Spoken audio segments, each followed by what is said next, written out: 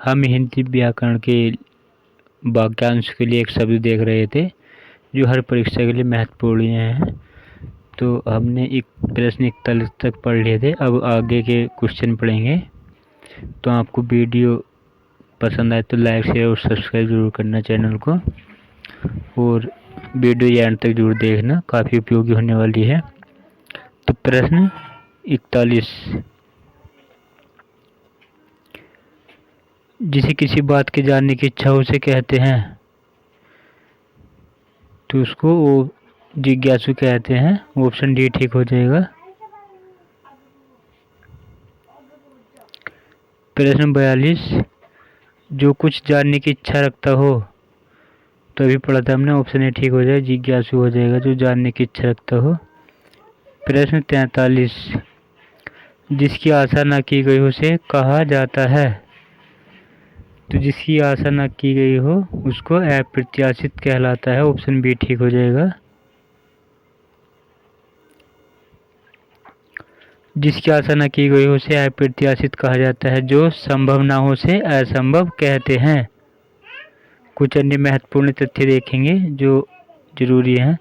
सामान्य व्यापक नियम के विरुद्ध बात अपवाद कहलाती है। जिसके लिए कोई बाधा या रोक टोक न हो उसे अपवाद कहते हैं। कोई काम स्वभावतः करते रहने की क्रिया अभ्यास कहलाती है। जो कभी प्रकाश में न हो या जिसका प्रकाशन न हुआ हो उसे अप्रकाशित कहते हैं। प्रश्न 42, जिसका कोई शत्रु पैदा ही नहीं हुआ उसे कहते हैं, तो जिसका कोई शत्रु पैदा नहीं हुआ उसे अजात शत्रु बोलते हैं। ऑप्शन बी ठीक हो जाएगा।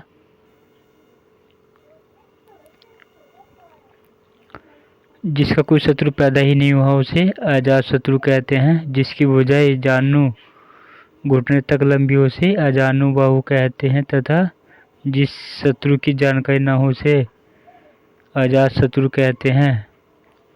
जो इससे पूर्व पैदा ही नहीं हुआ हो उसे अजात पूर्व कहते हैं। कुछ अन्य महत्वपूर्ण तथ्य देखेंगे। जिसके कुल का पता न हो उसे अज्ञात कुल कहते हैं। कई व्यक्तियों में एक के लिए एक शब्द अनियतम है। जीवों का त्यों के लिए एक शब्द अविकल है।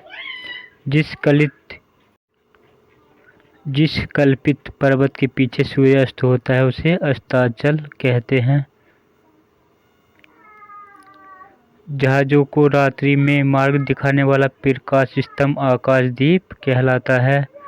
अपने ऊपर निर्भर रहने वाला आत्मनिर्भर कहलाता है। बालक से वृद्ध तक सभी के लिए एक शब्द अबाल वृद्ध है। ऋषि का कहा हुआ वचन आर्षा वचन कहलाता है। पाद या पैर से मस्तक तक आपाद मस्तक कहलाता है। काफ़ी मोस्ट शब्द पढ़े हैं, याद कर लेना आपको। प्रश्न 45, जिसकी भुजाएं घुटनों तक लंबी हो के लिए एक शब्द क्या होगा, तो उसके लिए एक शब्द हो जाएगा अजानुबाहु हो जाएगा। ऑप्शन ए ठीक हो जाएगा।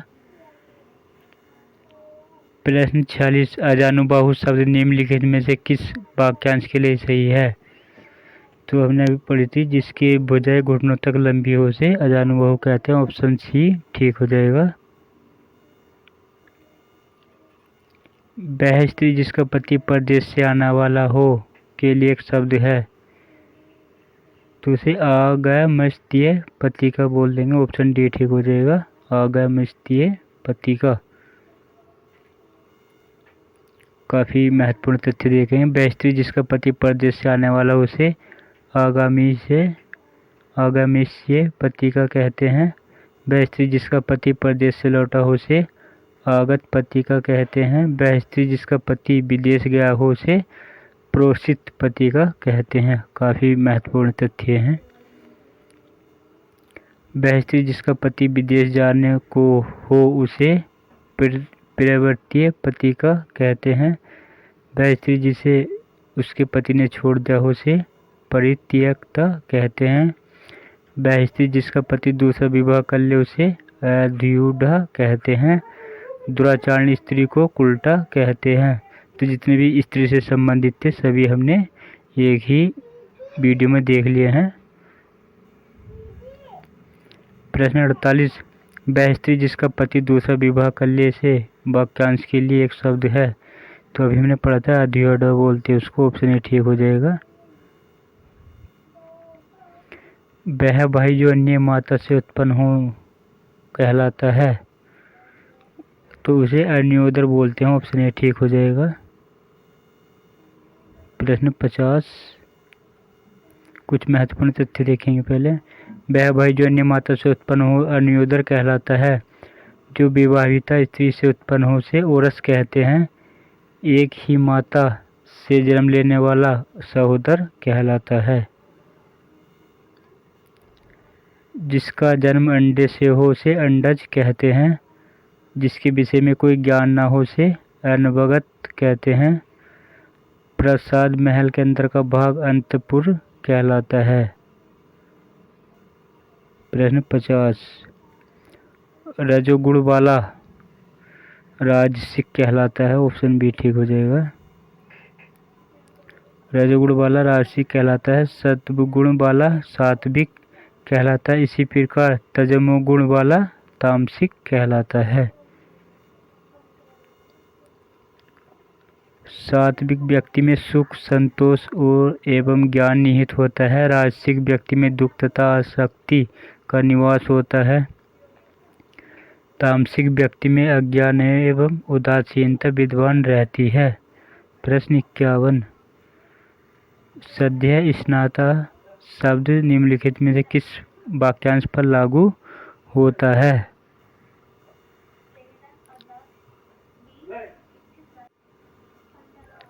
तो सद्य स्नाता का ऑप्शन सी ठीक हो जाए, जिसने अभी अभी स्नान किया हो। कुछ महत्वपूर्ण तथ्य देखेंगे। जिसने अभी अभी स्नान किया हो से सद्य स्नाता कहते हैं। जिसने अभी हाल ही में बच्चे को जन्म दिया हो से सद्य प्रसूता कहते हैं। जिसमें स्नान किया जा सके उसे स्नानीय कहते हैं।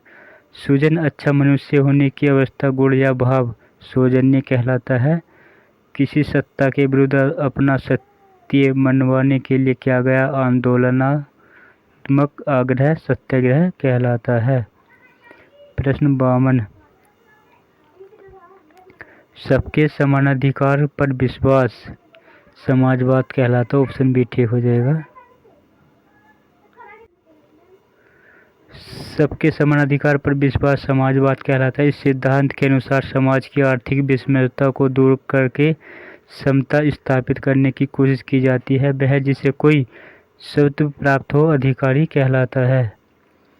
प्रश्न 53, जो बात लोगों से सुनी गई हो उसे किंवदंती बोलते हैं। जो बात दूसरों से या लोगों से सुनी गई हो, जो बात लोगों से सुनी गई हो उसे किंवदंती कहते हैं। जो ना सुनी गई हो उसे अश्रुति कहते हैं। जो सबको प्रिय हो सर्वप्रिय कहलाता है।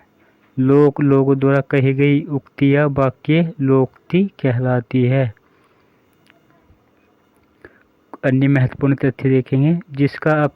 जिसकी अब कीर्ति शेष रह गई हो कीर्ति शेष कहलाता है। जिसकी लड़की का विवाह ना हुआ हो उसे कुंवारी कहते हैं।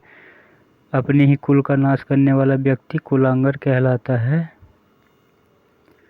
जो अच्छे या उच्च कुल में उत्पन्न हो उसे कुलीन कहते हैं।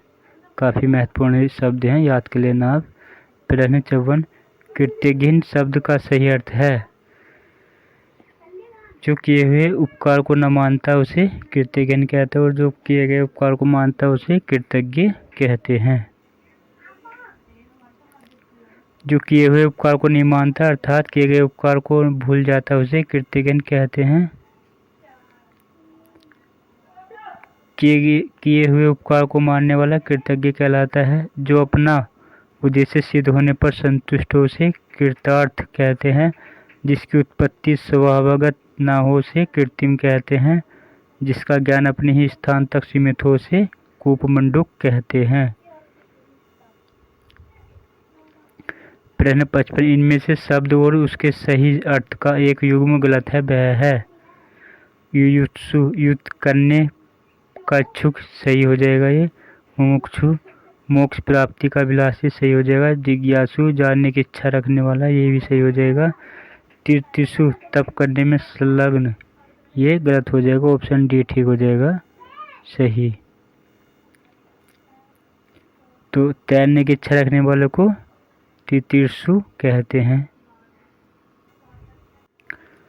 प्रश्न 56, जिस पर अनुग्रह किया गया हो वाक्यांश के लिए उपयुक्त शब्द शुद्ध एक शब्द है तो उसको क्या बोल लेंगे? अनुग्रहित बोल लेंगे। ये बर्तन में भी पूछा जाता है तो अनुग्रहित इस तरह लिखा जाता है, याद कर लेना उसको।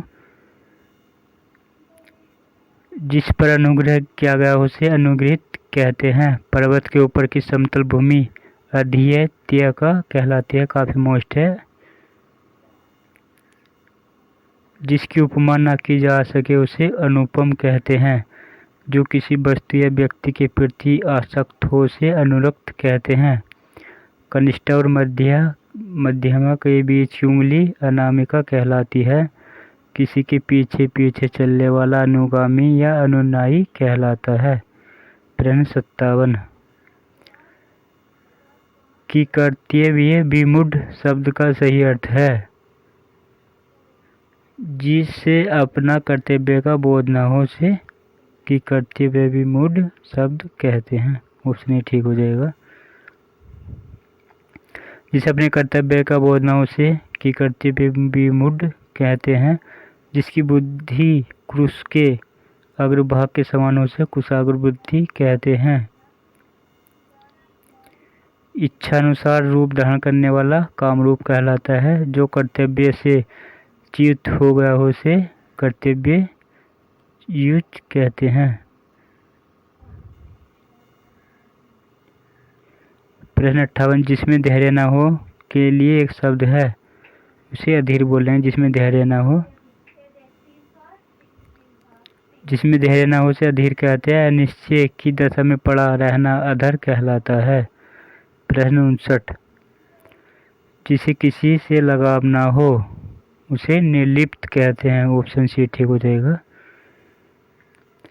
जिसे किसी से लगाव ना हो अर्थात जो किसी विषय में लिप्त या आसक्त ना हो उसे निर्लिप्त कहते हैं। नष्ट हो जाने वाला नश्वर कहलाता है।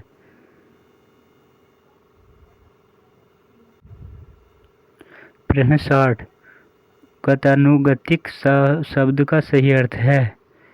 प्राचीन आदर्श के अनुसार चलने वाला, पीछे चलने वाला, अनुसरण करने वाला, गति को नहीं मानने वाला। तो ऑप्शन डी ठीक हो जाएगा। गति को ऑप्शन ए ठीक हो जाएगा इसका। प्राचीन आदर्श के अनुसार चलने वाला। प्रश्न 61, दीर्घ सूत्री का अर्थ है? तो धीमी गति से जो कार्य करता है उसे दीर्घ सूत्री बोलते हैं। ऑप्शन डी ठीक हो जाएगा।